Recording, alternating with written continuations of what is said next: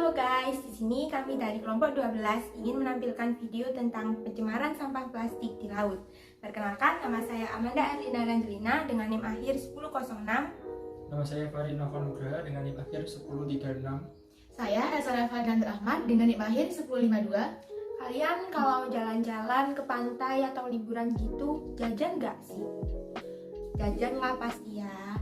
Terus, sampah jajan tersebut kalian buang kemana? Kalian buang sembarangan atau kalian buang ke tempat sampah?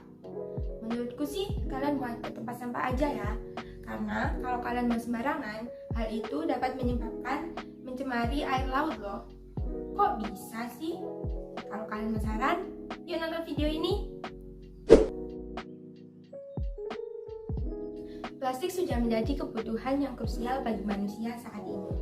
Hampir semua barang-barang terbuat dari plastik karena sifatnya yang kuat, mudah dibentuk, ringan, serta murah. Penggunaan plastik dalam berbagai kegiatan manusia menyebabkan produksi plastik semakin meningkat. Namun, hal ini justru menjadi ancaman bagi lingkungan, terutama pada wilayah lautan. Sebab, sampah plastik yang tidak terpakai dan dibuang sembarangan dapat berakhir di laut karena terbawa oleh arus sungai. Dapat kita lihat pada grafik berikut ini. Menurut hasil penelitian yang dilakukan oleh Jembeck, Indonesia merupakan negara penghasil sampah plastik terbesar kedua dengan total 187,2 juta ton sampah plastik di laut.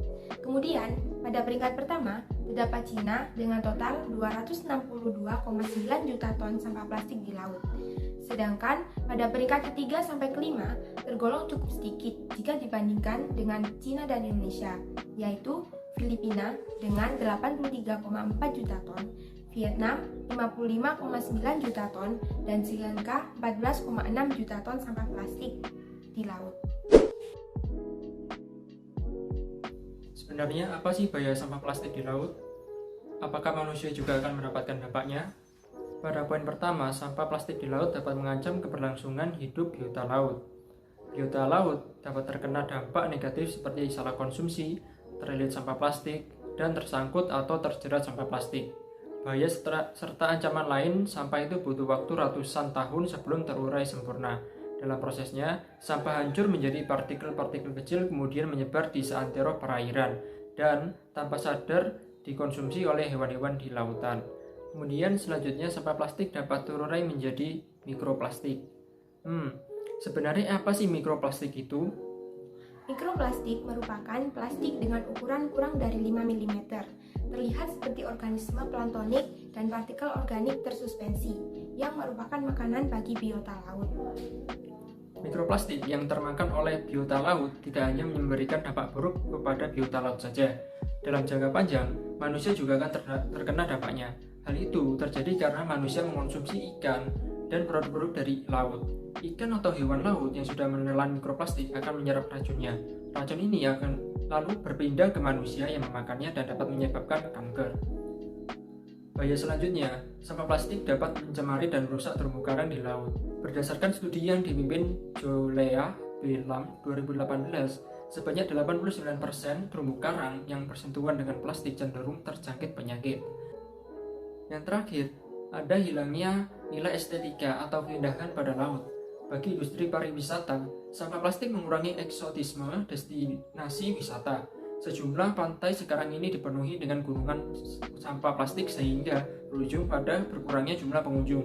Itu artinya pendapatan kian merosot jika masalah ini tidak lekas ditanggulangi.